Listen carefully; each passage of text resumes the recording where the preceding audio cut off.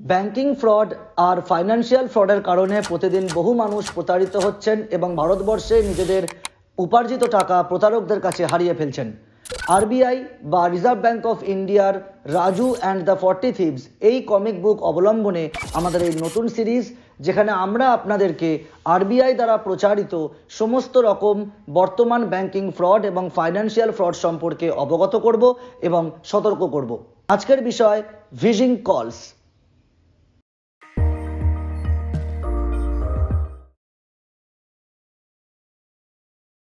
একদিন রাজু একটি ফোন পেল। হ্যালো স্যার, আমি XYZ ব্যাংক থেকে বলছি।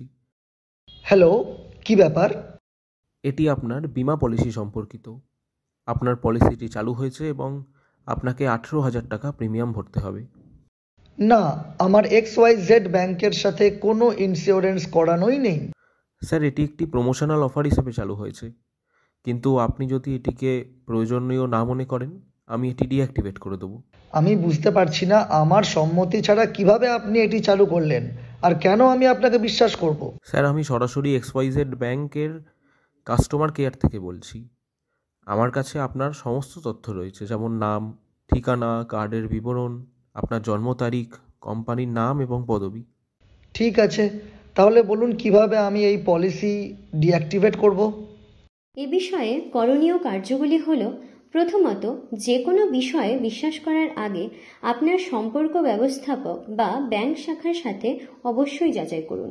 দ্বিতীয়ত, ওটিপি আপনার সম্পর্কের নিরাপত্তার চাবি, তাই এটি প্রতারকদের থেকে দূরে রাখুন। তৃতীয়ত, নিকটস্থ সাইবার ক্রাইম পুলিশ স্টেশন এবং জাতীয় সাইবার ক্রাইম রিপোর্টিং পোর্টালে ঘটনাটি রিপোর্ট করুন। আমি এটি এখান থেকে অনলাইনে ডিঅ্যাক্টিভেট করে দেবো। অনুগ্রহ করে ওটিপি শেয়ার করুন, যা আপনি এক্ষুনি পাবেন। হ্যাঁ স্যার, আমি ওটিপি পেয়েছি। ওটিপি হচ্ছে 859623 859623। স্যার, আমি পলিসিটি ডিঅ্যাক্টিভেট করে দিয়েছি। ধন্যবাদ। কয়েক মিনিট পরে রাজু একটি বার্তা পেল। বার্তাটি ছিল, আপনার অ্যাকাউন্ট থেকে 15,000 টাকা ডেবিট করা হয়েছে। রাজু সঙ্গে সঙ্গে নিকটস্থ XYZ শাখায় গেল এবং লেনদেন সম্পর্কে খোঁজখবর নিল। রাজু বুঝতে পারল তার ভুল কলটি ছিল একজন প্রতারকের কাছ থেকে। তাকে অপরিচিত কাউকে বিশ্বাস করা উচিত হয়নি।